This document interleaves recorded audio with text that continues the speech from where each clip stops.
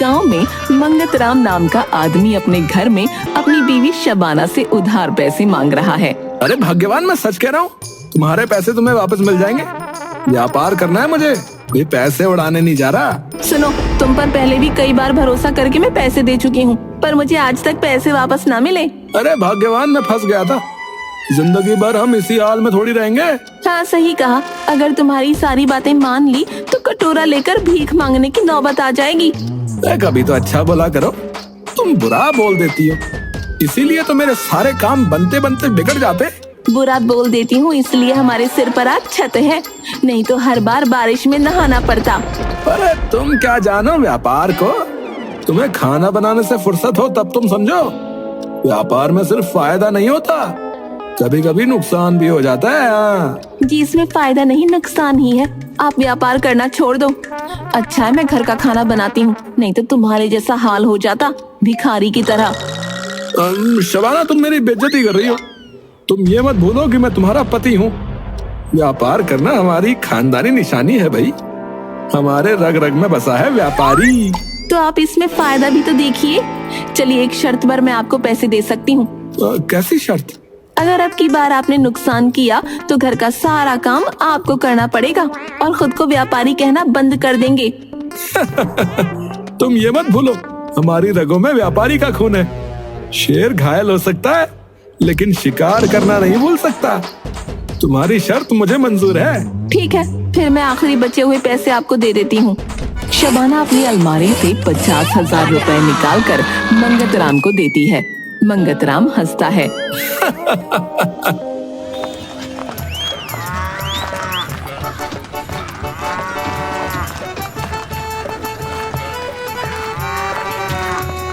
मंगतराम कुछ लोगों के साथ जुआ खेल रहा है और 40,000 रुपए हार चुका है। क्यों मंगत, आगे नहीं खेलेगा? इतने में रुक गया? अबे रमेश, हम व्यापारी हैं, कभी भी चुनौतियों से नहीं भागते। तभी मंगत को शबाना की बात याद आती है। अगर अब की बार आपने नुकसान किया तो घर का सारा काम आपको करना पड़ेगा और खुद को व्यापारी कहना बंद कर देंगे। अरे सारे पैसे तो नहीं हार सकता अभी, नहीं तो घर का सारा काम करना पड़ेगा। मेरा बाहर आना जाना भी बंद हो जाएगा। इससे अच्छा होगा कि शबाना से कल थोड़े से और पैसे लेकर आऊं और फिर आगे का खेल खेलूं। भाई कहाँ खो गया मंगत? ये क्या तेरी 10,000 की बाजी लगा दूं? रमेश, मुझे एक कहावत याद आ गई यार कि हार कर जीतने वाले को ना बाजीगर कहते हैं। इसलिए आज का खेल मैं यही खत्म करता हूँ, लेकिन कल तू मुझे यही मिलियो। मैं तुझे हरा कर अपने सारे पैसे जीत लूंगा, ये मेरा वादा है। अच्छा चल, फिर कल ही देखते हैं। मंगतराम वहाँ से उठकर चल देता है।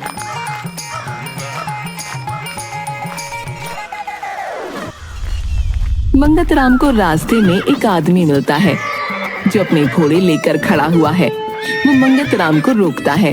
भाई साहब, जरा रुकिए 2 मिनट के लिए। हाँ बोलिए। भाई साहब, मेरा नाम शेखर है, मैं एक व्यापारी हूँ, लेकिन मेरे साथ अभी अभी एक धोखा हो गया। कैसा धोखा? किसी ने मुझे बताया था कि यहाँ एक खरीदार मिलेगा जो घोड़े खरीद सकता है, और मैं यहाँ चला आया, लेकिन इस गांव में कोई खरीदार नहीं है। भाई साहब, आपको यहाँ आने से पहले उस खरीदार की पूरी जानकारी निकालनी चाहिए थी। मेरी उससे बात हुई थी फोन पर, उसी ने मुझे यहाँ बुलाया था, लेकिन अब वो यहाँ नहीं है। क्या आप मेरी मदद कर सकते हैं? मैं आपकी क्या मदद कर सकता हूँ? मैं अब इन घोड़ों को वापस तो नहीं ले जा सकता। क्या आप किसी खरीदार को जानते हैं जो इन घोड़ों को खरीद ले? मैं सस्ते में ये घोड़े देने के लिए तैयार हूँ। कितना सस्ता? अगर मुझे कोई 10,000 रुपए भी दे दे तो मैं इन दोनों घोड़ों को उसे दे दूंगा। अरे ये पागल तो इन घोड़ों को इतने सस्ते में दे रहा है, इनकी कीमत तो बहुत होगी। मैं इससे ये घोड़े खरीद कर महंगे में बेच दूं तो? भाई साहब, आप कहाँ खो गए? देखो, मेरे पास एक खरीदार है और उसे घोड़ों की जरूरत भी है, लेकिन वो बस 10,000 ही देगा, इसलिए मैं तुम्हारी ये मदद कर सकता हूँ। मेरे पास 10,000 रुपए हैं, तुम मुझे घोड़े दे दो, मैं उसे ये घोड़े दे दूंगा। हाँ, मैं तैयार हूँ भाई साहब। शेखर मंगतराम से पैसे लेकर उसको घोड़े दे देता है और कुछ दूरी पर जाकर पैसे गिनते हुए कहता है। अरे क्या बेवकूफ बनाया भाई है? ये पागल नहीं जानता कि ये घोड़े जो है चोरी के हैं। कभी भी इन घोड़ों का मालिक यहाँ आ सकता है। इतना बुद्धू आदमी तो मैंने आज तक नहीं देखा भाई।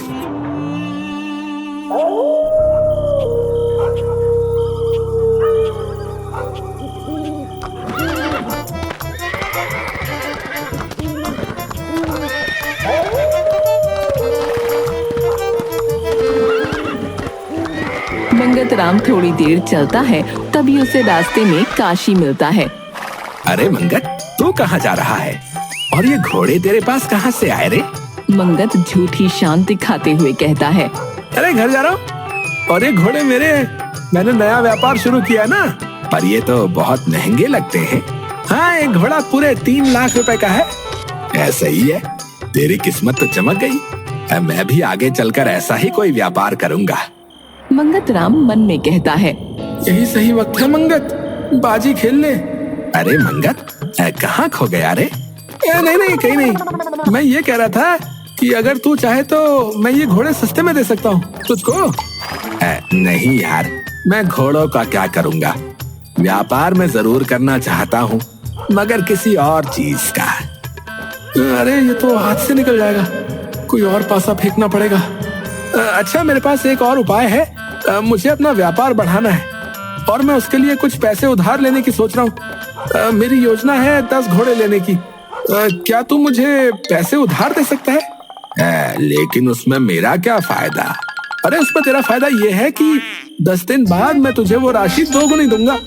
2 गुना? लेकिन मैं तुझे सिर्फ 3 लाख रुपए ही दे पाऊंगा। कोई बात नहीं काशी, इतना काफी है मेरे लिए।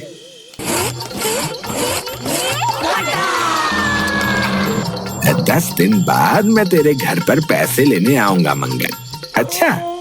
मंगत घर पहुंचकर शबाना को उसके पैसे वापस लौटा देता है। तुम्हारे पैसे वापस कर दिए वादे के अनुसार। अरे तुम्हारे पास इतने पैसे कहाँ से आए? मैंने तुम्हें कहा था ना, मेरी रगों में व्यापारी का खून है। देखो, सुबह मैंने तुमसे पैसे लिए और रात में तुम्हें लौटा दिए। हाँ जी, चलो मान गई। आज तो मैं जश्न मनाऊंगा। एक काम करो शबाना, मेरे लिए लड्डू बनाओ। शबाना मुंह चिढ़ाते हुए लड्डू बनाती है।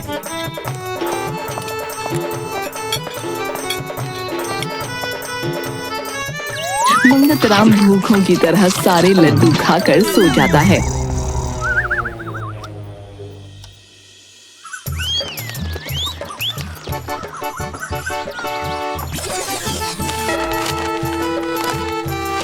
कुछ दिन बाद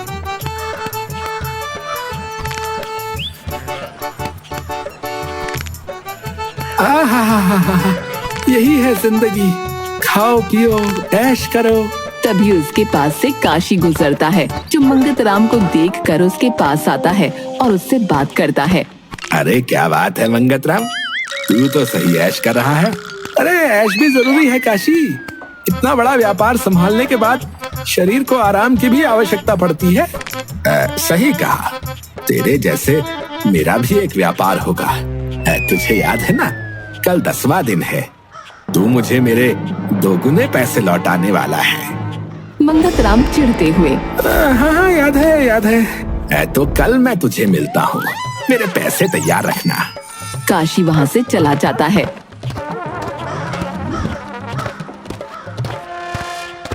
अरे ये तो मैं भूल ही गया था, मैंने इसके पैसे भी तो देने। अब इसके पैसे कहाँ से दूंगा? ये घोड़े भी नहीं बिके अभी तक। लगता है कोई नई योजना बनानी होगी। तभी वहाँ से मंगतराम का दोस्त विनोद अपनी नई मोटरसाइकिल पर चश्मा लगाकर गुजर रहा होता है। मंगतराम उसे देखकर आराम फरमाने लगता है। जब विनोद करीब आ जाता है, तब मंगत उसे बुलाता है। अरे विनोद, इधर आ। अरे मंगतराम, क्या बात है? आराम फरमा रहा है? हाँ यार, क्या करूं, घोड़ों का व्यापार शुरू किया है, इसमें मुनाफा ही मुनाफा है। विनोद दूर खड़े हुए घोड़े देखता है। ये घोड़े तो बड़े महंगे लग रहे हैं भैया। हाँ यार, 5 लाख का एक घोड़ा है। तीनों घोड़े 15 लाख के ऊपर के हैं। लेकिन मुझे 3 घोड़े और लेने, जिसके लिए मैं सोच रहा हूँ कि कोई मेरे इस व्यापार में 15 लाख और निवेश कर दे तो मैं उसको 10 दिन में 2 गुने पैसे लौटा दूंगा। विनोद का मुंह खुला रह जाता है। क्या 2 गुना यानी 15 के 30? हाँ यार, जब मुनाफा ही इतना है तो इतना क्यों नहीं दूंगा? 6 घोड़े मैं शहर में आराम से 50 लाख के बेच दूंगा। अच्छा, सुन मंगत, मेरे पैसे भी लगवा देना यार इस व्यापार में। देख, मेरे पास 15 लाख तो नहीं है। मैं तुझे उधार 10 लाख दे सकता हूँ, पर अगर तू 10 दिन बाद मुझे दोगुना लौटा दे तो। चल, तू अब इतना बोल ही रहा है तो मैं मना कैसे कर सकता हूँ? कहाँ है पैसे? चल आ बैठ, मेरे दफ्तर में पैसे रखे हैं। मंगतराम विनोद के साथ उसकी मोटरसाइकिल में बैठकर उसके दफ्तर चला जाता है। विनोद मंगतराम को पैसे दे देता है। मंगतराम काशी को दोगुने पैसे लौटा देता है। कुछ दिनों बाद मंगतराम ऐश कर रहा है, तभी विनोद वहां आ जाता है।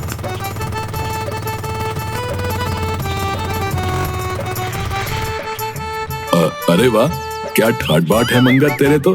अरे ये तो कुछ भी नहीं है विनोद, बस शरीर को थोड़ा आराम दे रहा हूँ। व्यापार का इतना भार है कि शरीर को थोड़ा आराम देना भी जरूरी है। इतना भार है तो थोड़ा मुझे दे दे। याद है ना, कल 10वां दिन है, तूने मुझे दोगुना पैसे वापस करने हैं। हाँ, याद है। चल अच्छा है, कल से मैं भी तेरी तरह आराम करूंगा। चल, मैं तुझको कल मिलता हूँ। विनोद वहां से चला जाता है। अरे फंस गया यार, इसके तो 20 लाख है। इतनी बड़ी रकम कहाँ से लाऊं?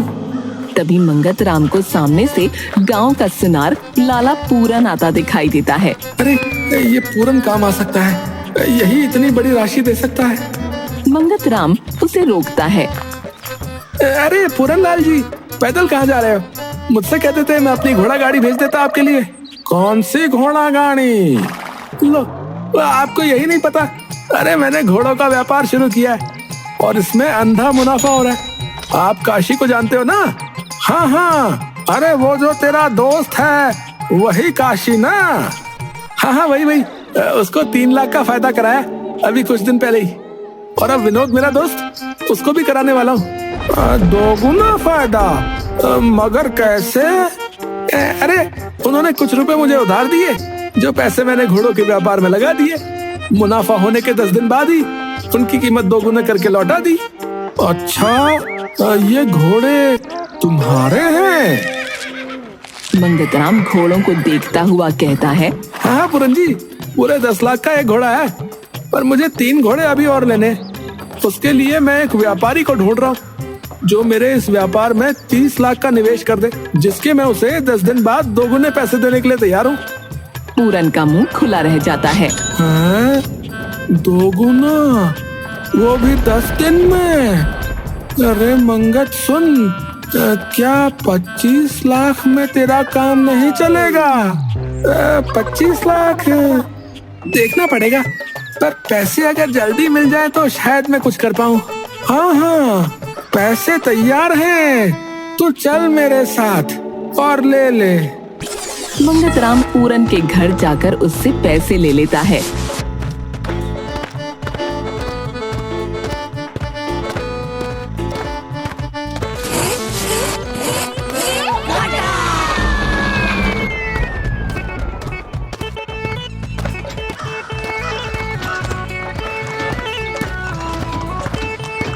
मंगतराम विनोद को उसके पैसे दोगुने करके लौटा देता है।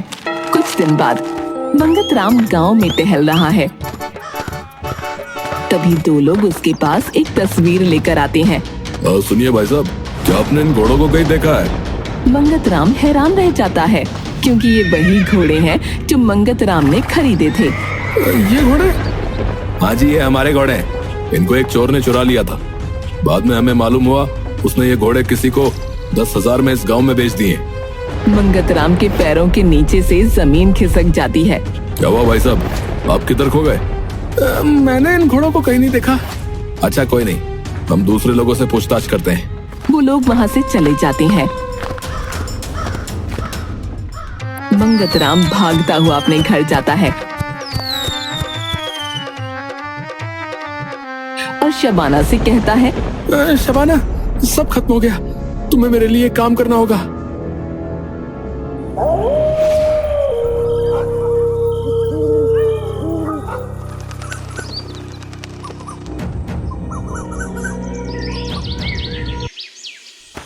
अपने दोगुने पैसे लेने के लिए मंगत राम के घर पहुंचता है, लेकिन वहाँ भीड़ लगी हुई है।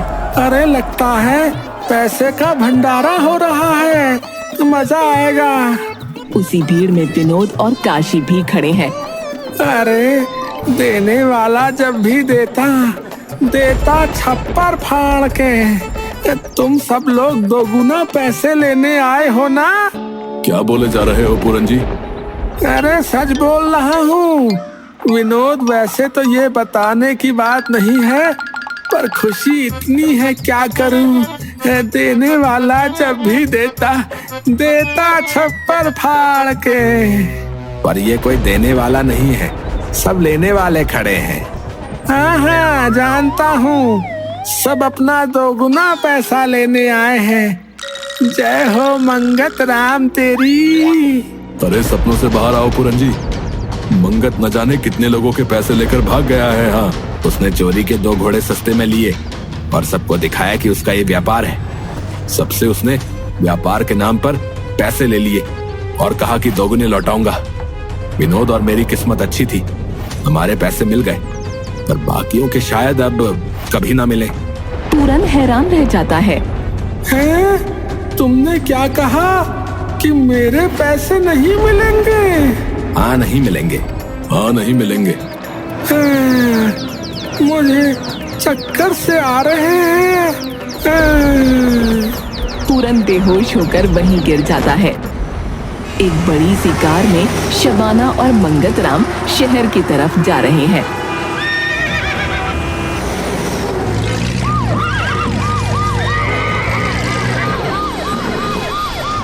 देखा शबाना, कब तक उस गांव में रहते? मेरी रगों में व्यापारी का खून दौड़ रहा है। हाँ, मुझे आज नहीं तो कल शहर तो जाना ही था। हाँ जी, मान गए आपको। कहाँ तुमने 50,000 दिए थे और आज हमारे पास पूरे 5 करोड़ रुपए हैं। अब तो मानती हो अपने मंगत लाल को? हाँ हाँ मान गए मंगत लाल जी।